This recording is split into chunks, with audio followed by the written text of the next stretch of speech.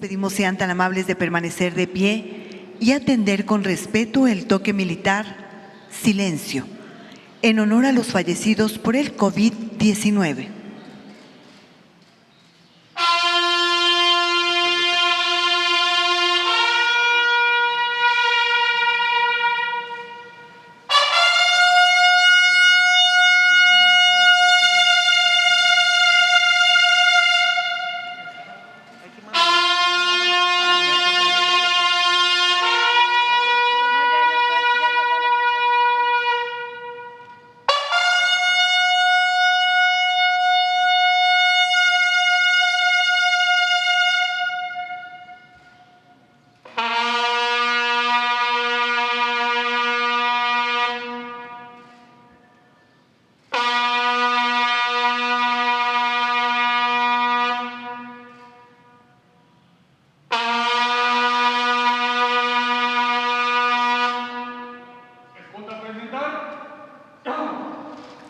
El presidente de México se dirige a la escolta de bandera para saludar a nuestro lábaro patrio.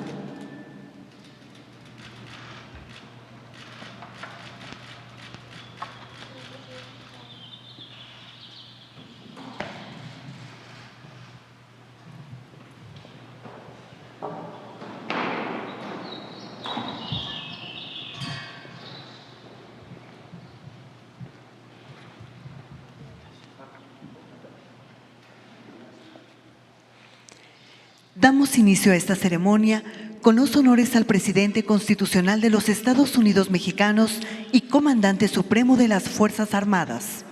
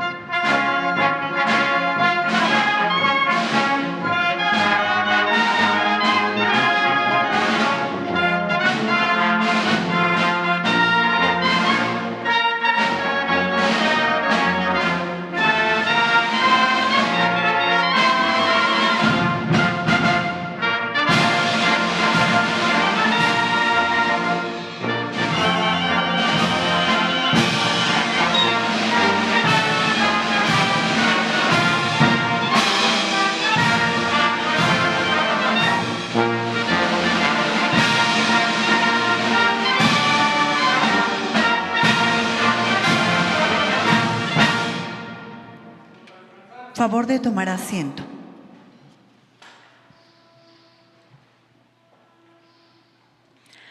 Preside esta ceremonia conmemorativa al 159 aniversario de la Batalla de Puebla el presidente constitucional de los Estados Unidos mexicanos, licenciado Andrés Manuel López Obrador.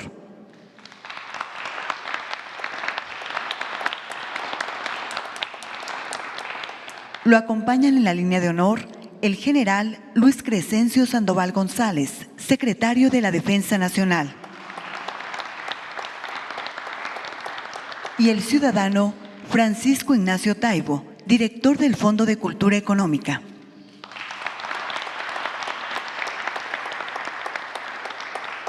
También contamos con la presencia de los integrantes del Gabinete Legal del Gobierno de México, representantes de medios de comunicación y quienes nos siguen por Internet a través de las redes sociales. Reciban todos la más cordial bienvenida.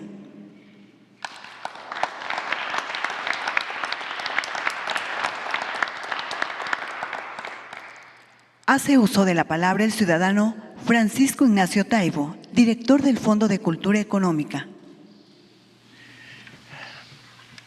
Habitualmente no creo en los milagros, pero las cosas que sucedieron ese 5 de mayo de 862, los personajes que ahí intervinieron, la forma como se conjuntaron estos materiales, obliga de repente a decir, ah, caray, aquí se produjo un milagro. Vean el marco en el que está dándose la situación. La triple invasión franco-hispano-francesa se ha desarticulado gracias a las habilidades de Juárez diplomáticas, y los franceses desenmascaran el verdadero sentido de su intervención: no cobrar una deuda que además es fraudulenta e inexistente, sino controlar un país, dominarlo, y avanza. ¿Qué se les opone? Se les opone la División de Oriente, un ejército de unos 5,000 hombres en condiciones muy precarias.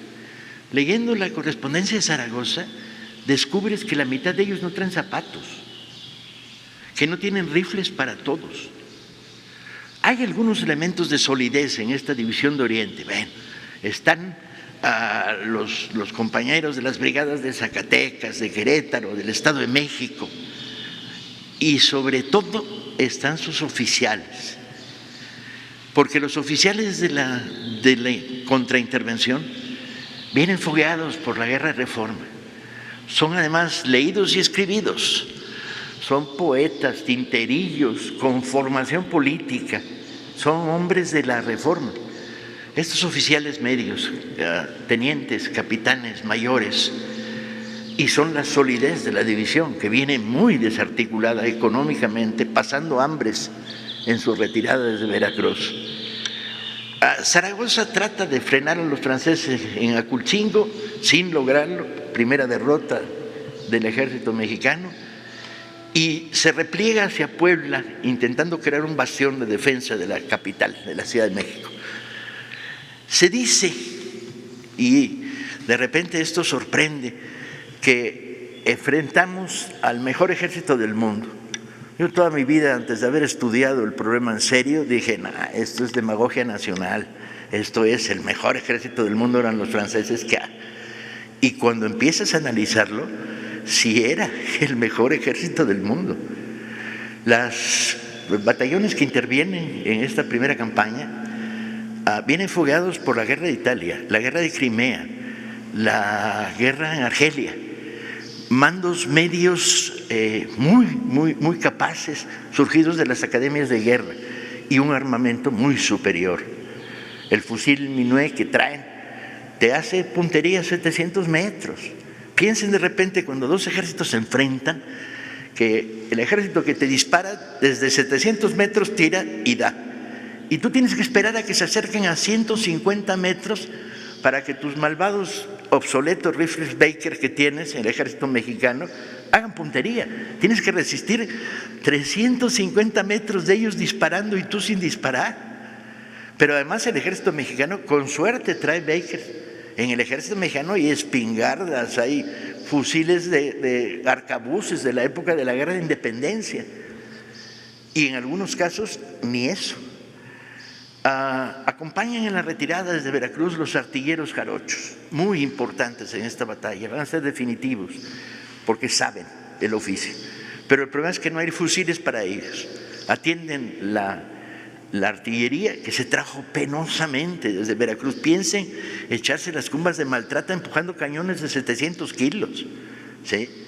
Y esos eran los chiquitos, porque había unos cañonzotes que se trajeron de Veracruz que subirlos por ese era casi imposible, no había mulas ni hombres que pudieran llevarlos hasta la cima y bajarlos hacia Puebla. Este ejército hambriento, descalzo, mal armado, se va a enfrentar a este sector de los mejores del mundo franceses. El equivalente es el mismo, 5,000 de un lado, 5,000 del otro, hombres. No se mide por cantidad, sino por capacidad de fuego. De un lado, Lorenzés, el general francés, pues es un prepotente y un pedante, y en lenguaje de todos los días un tarado. Viene animado por espíritu de grandeza, viene haciendo discursos ridículos desde esta pirámide, imitando a Napoleón cuando estuvo en las pirámides de Egipto. Desde esta pirámide hemos conquistado México. La pirámide de un túmulo funerario ahí en Veracruz no daba para más. Y viene con toda la prepotencia de un general en territorio extranjero que la primera vez que choca logra romper rápidamente el frente republicano. Del otro lado, Zaragoza. Zaragoza es todo un personaje. ¿Cómo no lo vamos a querer? ¿Cómo de veras no lo vamos a querer? Es un soldado del pueblo. Trabajaba en una sastrería, ha sido elegido por sus hombres como guardia nacional oficial, fue subiendo la escala, estuvo en todas las batallas de la Guerra de Reforma, ¿sí? Humilde, con voz finita, atiplada, no daba mucho para los discursos, lentecitos redondos de miope profundo, no daba mucho para ver de lejos, pero uniformado de una manera súper sencilla, con el paño azul del ejército mexicano, del que tiene uniforme, y un capote ahí viejo que carga sobre sí mismo, y una gorra de kepí, ¿sí? No usa camisa con entorchados, no tiene rangos, se niega a parecerse a lo que en el pasado eran los generales de la época previa. Se niega, quiere distanciarse, él es ejército del pueblo. Y lo adora el ejército, lo adora el ejército. El ejército de Oriente, que serían llamados luego por las crónicas francesas los zaragozas, lo adora, porque todo el día está tratando de conseguir comida, tratando de conseguir zapatos, cuidando a la gente, animando, estimulando. Llega a Puebla y se encuentra con una Puebla que no le gustó demasiado. Y haciendo justicia a la historia, si lees las cartas de Zaragoza al ministro de la Guerra, Blanco, y al propio Juárez, vas a descubrir que andaba irritado. Se le niegan por parte de la oligarquía poblana apoyos, no les dan comida, no les dan dinero, todo lo contrario, ponen reservas. Llega un momento en que Zaragoza dice, dan ganas de voltear los cañones y tirar para adentro. De ese tamaño está su conflicto con la reacción. Y es que el país está cortado. No solo hay una república en defensa de la invasión extranjera, también hay una antirrepública conservadora que ha estado combatiendo con las armas. De hecho, el día previo a la batalla, un ingeniero poblano cuyo nombre no he podido descubrir para sacarlo a la luz, llega a contarle a los franceses cómo está la disposición defensiva de los fortines de Loreto y Guadalupe. Ese desgraciado, lamentablemente, las crónicas no me han permitido ponerle nombre y apellido. Y Leonardo Márquez, el asesino de Ocampo, está con una fuerza armada de caballería ofreciéndose a apoyar a los franceses en las afueras de Puebla. Así la situación, el momento se vuelve terrible. ¿Qué puede hacer Zaragoza? Los famosos fortines de Loreto y Guadalupe, que hoy conocemos, gracias al Instituto de Antropología y a su preservación, no eran eso, eran 2 casamatas con una capillita y un pequeño muro de defensa mínimo. Lean las cartas, es verdaderamente terrible. ¿Qué pide Zaragoza a Juárez? Presidente, mándeme picos y palas para levantar la defensa desde la Ciudad de México. Los batallones de la Ciudad de México todavía no están integrados, el ejército no puede crecer, los de Sinaloa no llegan, los del Bajío no llegan. Y ahí está Zaragoza con 5,000 hombres y con la derrota de Aculcingo en las espaldas, esperando a los franceses que suben por la garita de Amozoc. Zaragoza lo que hace es una línea defensiva, el punto de apoyo de los 2 fuertes, ¿no?, con la artillería jarocha que logró jalar, los batallones que más confianza le dan, y una extensión de la línea que termina con las pequeñas caballerías que tiene, que no son gran cosa, y la división, que no es tal, de oaxaqueños que comanda Porfirio Díaz. Por cierto que la división de oaxaqueños trae 1/3 de lo que debía traer, 2/3 murieron un mes antes en un accidente cuando explotó un polvorín, o sea, están mermados al 30%. Y entonces este frente que ocupa cuando lo ordena Zaragoza para recibir el primer impacto francés, pues es un frente de unos 4 o 5 kilómetros, 5,000 metros. Amenaza lluvia. ¿Y qué hace Zaragoza? En la madrugada del 5 recorre la línea. Imagínenselo, porque estas cosas la historia es ponerse ahí, vivir. Y se echa el discurso más loco que yo haya leído jamás en un libro de historia. Va a caballo, con su capote, su kepí, sus lentes de miope, y repite cada X metro o cada X cantidad de metros. Dice, tenemos enfrente al mejor ejército del mundo, pero nosotros somos los mejores hijos de México. Bien, Ignacio, contrólate. ¿Cómo le dices a un ejército que lo que tiene enfrente es el mejor ejército del mundo? Y termina, pero nosotros somos los mejores hijos de México. Piensen que un discurso como este, que está testimoniado varias veces, cuando va recorriendo una línea de 4 en fondo, digamos, cada 20 metros lo repites, y entonces lo que vas construyendo es un eco. Y que además en 4 metros con la voz de Zaragoza no da para mucho, entonces el que está hasta atrás dice, ¿qué dijo? Y entonces vas construyendo un segundo eco, un eco que suena cuando dice, pero nosotros somos los mejores hijos de México. 6 kilómetros construyendo este eco. Y cuando les decía que no creo en los milagros, caray, no puedes menos que quedar absolutamente conmovido por un llamado como ese. Cuando los franceses se despliegan, cometen un error táctico gravísimo, que es de frente. ¿Cómo de frente? Puebla, cuando ha sido tomada a lo largo de la guerra, se le hizo por un ángulo donde no hay defensas.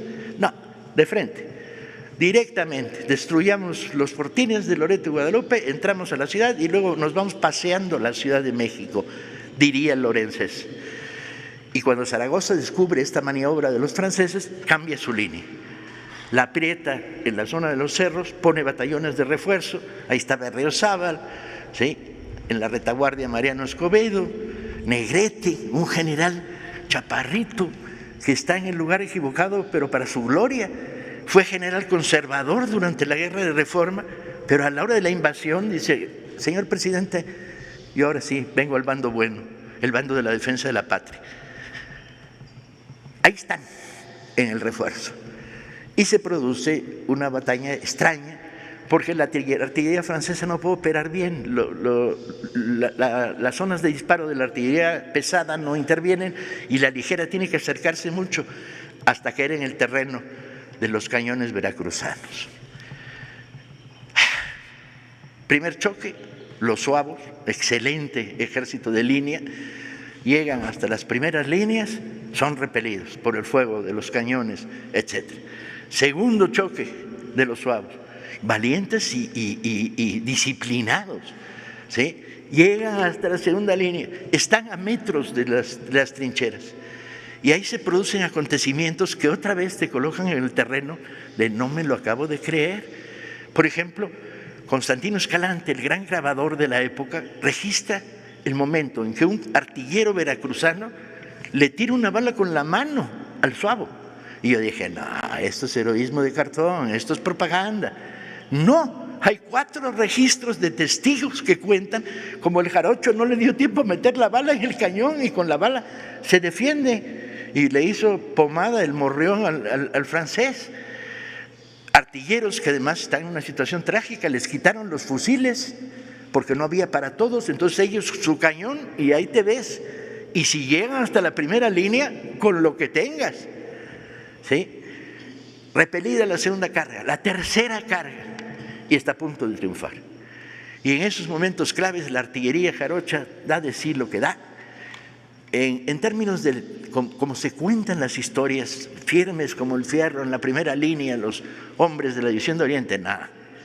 Hay testimonios que cuentan como de repente los michoacanos flaquearon y algunos empezaron a correr y fueron los oficiales los que tiraron de pistola y dijeron el que retroceda lo mato, y en algunos casos dispararon contra los que huían para frenar una desbandada. Lo mismo pasa con el batallón del Estado de México, y aguantan, y aguantan. Y la tercera carga de los franceses se estrella contra las defensas de Loreto y Guadalupe. Y entonces Negrete se sube a la bardita, con lo cual ganó en estatura, Y dice otro discurso de esos de no creérselo. Dice, y ahora en el nombre de Dios, primero nosotros. Es un discurso extrañísimo, ¿no? Pues en el nombre de Dios, primero nosotros, y baja. ¿Quiénes bajan con él? El sexto de Puebla, los serranos de Puebla, los que se llamarían Zacapuastlas, que no lo fueron. Eran de Tetela de Ocampo. Y machete en mano y descalzos en un terreno pedregoso se van sobre los suavos. Y eso sí, produce la desbandada del ejército español que se ha replegado.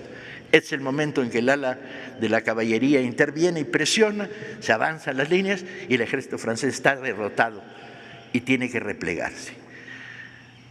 Este es el país de las injusticias históricas. Durante años los mexicanos celebramos a los Zacapuastlas heroicos que ganaron la batalla del 5 de mayo. Bueno, descubrí el estadillo del sexto de Puebla.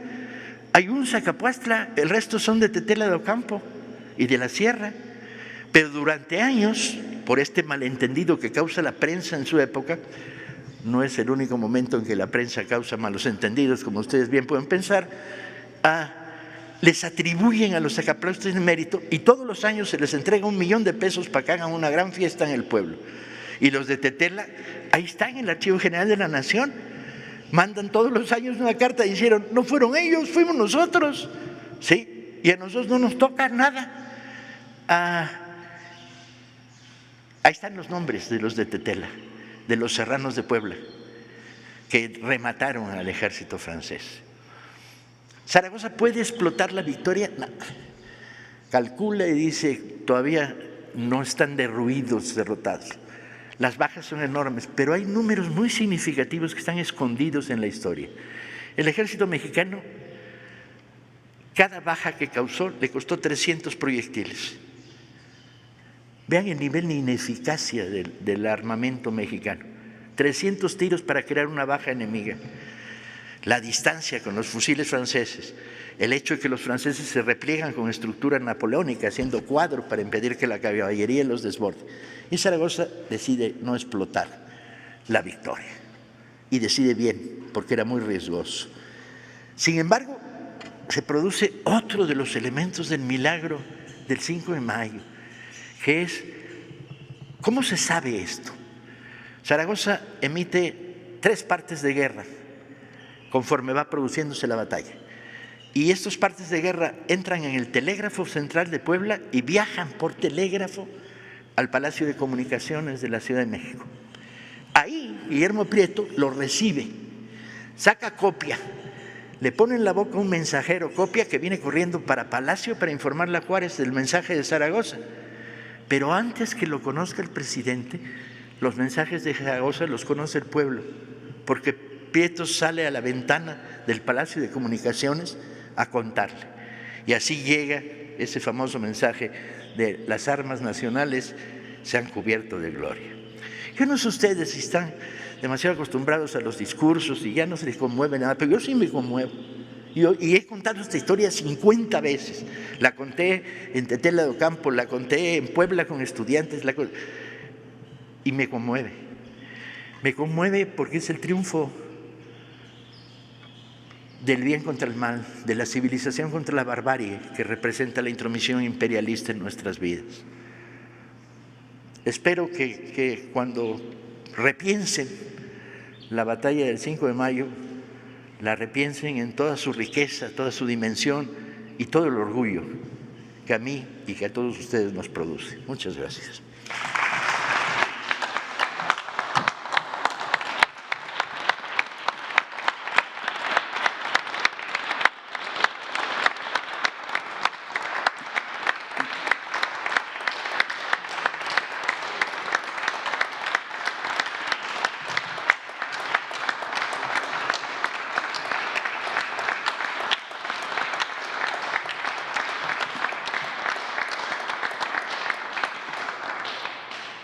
Escuchemos el mensaje que dirige el general Luis Crescencio Sandoval González, secretario de la Defensa Nacional.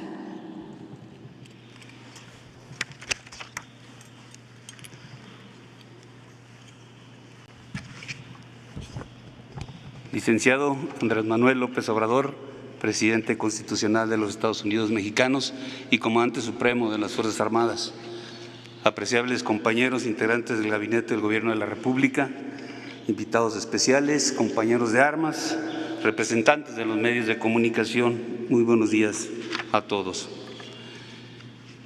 Es un honor hacer uso de la palabra en esta fecha emblemática en la que conmemoramos el 159 aniversario de la Batalla de Puebla, relevante hecho de armas en México que se remonta al 5 de mayo de 1862, cuando tropas francesas pretendían ultrajar la soberanía nacional. Fue la confrontación armada contra un invasor más importante de nuestra historia, ya que en esta fecha no solo se defendió a Puebla, sino que se preservó la dignidad nacional y se venció al ejército considerado en aquella época como el más poderoso del mundo. Proeza lograda con el patriotismo, el valor y arrojo del soldado mexicano, que junto al pueblo respaldó al presidente Juárez y enfrentó cuerpo a cuerpo en la primera línea de combate a los invasores, impidiendo su avance y obligándolos a retirarse del campo de batalla. Ese día, el pueblo se vistió de soldado para engrosar las filas del ejército de Oriente. Eran hombres y mujeres sencillos, de los estratos más humildes de nuestra sociedad, imbuidos de un profundo amor a México, que comprendían cabalmente que aquel 5 de mayo estaba en riesgo algo más que una ciudad o su vida misma, el destino de México. Ellos sabían que lo principal era salvar a la patria. Para lograrlo era necesario liderazgos con carácter y determinación. Por parte del Gobierno de la República, un patriota que tenía una convicción plena en la victoria, el licenciado Benito Juárez García, presidente de México en ese momento, gran estadista de origen humilde que supo guiar los destinos de la nación en un entorno complicado y de peligro que representaba esta invasión francesa. Fue indispensable el llamado que hizo a la conciencia colectiva popular para preservar la identidad mexicana, animando a todo un pueblo a defender la soberanía, la libertad y el honor nacional para impedir la imposición de un imperio. La fe inquebrantable del presidente Juárez impulsó a los mexicanos a que hicieran suya esa determinación de luchar por la existencia del país. Por la parte militar, el general Ignacio Zaragoza, quien con conocimiento del arte de la guerra, sus dotes de estrategia y la invaluable experiencia que le dejó la guerra de Reforma, supo conducir con destreza al pueblo y a las tropas mexicanas en la defensa de la patria, logrando la cohesión de ambos a pesar de que la mayoría eran ciudadanos armados de las guardias nacionales que no eran militares profesionales y provenían de todos los rincones de nuestro territorio. Se trataba del pueblo y del ejército unidos contra un enemigo que contaba con mayores recursos, adiestramiento y experiencia de combate. Pueblo y ejército iniciaron la batalla con grandes desventajas orgánicas y materiales. Sin embargo, durante el combate se puso de manifiesto su fortaleza moral inspirada en la lealtad, disciplina, honor, abnegación, honradez, espíritu de cuerpo, valor y un acentrado patriotismo. Virtudes que fueron fundamentales para el triunfo y que hoy persisten como base axiológica en los miembros del ejército mexicano. Por ello, la victoria alcanzada en Puebla forjó un férreo espíritu militar en aquellas generaciones de mexicanos, con tal magnitud que fue capaz de impresionar al mundo, pero además dio tiempo al gobierno constitucional de Benito Juárez para preparar la defensa de la República y, sobre todo, permitió confirmar a México como una nación independiente, libre y soberana. Así se arraigó en el pueblo el sentido de pertenencia y la identidad, característicos de nuestra esencia como mexicanos. El 5 de mayo de 1862 quedó de manifiesto una de las mayores fortalezas de nuestro país, la unidad nacional. En esto radica la importancia de esta batalla, que es la más significativa de nuestra historia. Con la batalla de Puebla, México aprendió que unido puede enfrentar y vencer cualquier amenaza contra su integridad y su existencia. Después de la victoria de Puebla, nuestro país fue otro, porque con la noticia del triunfo que se esparció con rapidez, quedó claro que sin importar la superioridad del enemigo, con unidad y convicción patriótica se le podía vencer. Hoy más que nunca estamos convencidos de que la unidad nacional es el único camino para hacer frente a cualquier reto o desafío. Y en este sentido, la conmemoración de la que somos partícipes constituye un homenaje que como nación rendimos a la admirable hazaña de aquellos hombres que, convencidos de sus ideales, lucharon por la patria que hoy tenemos.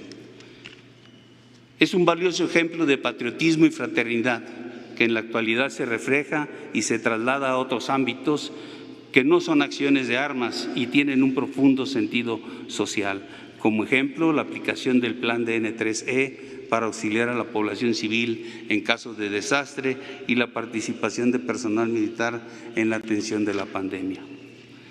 En este contexto, para quienes integramos las Fuerzas Armadas, la batalla de Puebla es emblemática por tres razones principales.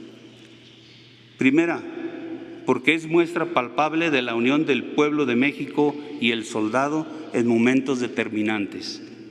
Segunda, porque esta batalla significó un hito que marcó el rumbo al gobierno republicano para guiar a su ejército y a su pueblo en una prolongada lucha enfocada en expulsar a las tropas invasoras que trataban de imponer una monarquía, pero sobre todo significó la permanencia de nuestra república. Tercera, porque ilustra de manera ejemplar la primera misión general que establece actualmente la Ley Orgánica del Ejército y Fuerza Aérea, que es defender la integridad, la independencia y la soberanía de la nación. Misión que invariablemente seguiremos cumpliendo, al igual que las otras 4 que tenemos asignadas. Es claro que a todos como mexicanos nos llena de orgullo este tipo de conmemoraciones porque nos recuerdan la grandeza y la solidez de nuestro querido México y nos recuerdan que todos defendemos la misma bandera y la misma patria. Juntos, gobierno, pueblo y Fuerzas Armadas, constituimos una gran fuerza para hacer frente a cualquier desafío. Juntos, gobierno, pueblo y Fuerzas Armadas, constituimos una gran fuerza para trabajar por un mejor futuro para las nuevas generaciones y el progreso del país. Juntos, gobierno, pueblo y Fuerzas Armadas, somos una gran fuerza que en momentos decisivos, con voluntad y unidad nacional, realizaremos por el bien de nuestro país grandes hazañas como la de los héroes de Puebla. La enseñanza de esta gesta heroica permanece en la conciencia nacional y nos motiva a seguir celebrando nuestra historia con orgullo y con determinación, seguir honrando a México. Muchas gracias.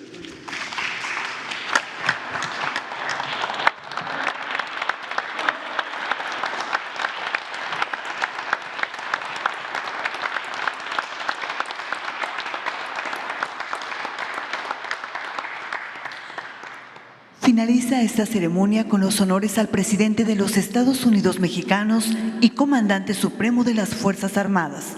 Se les invita a permanecer de pie para entonar nuestro himno nacional.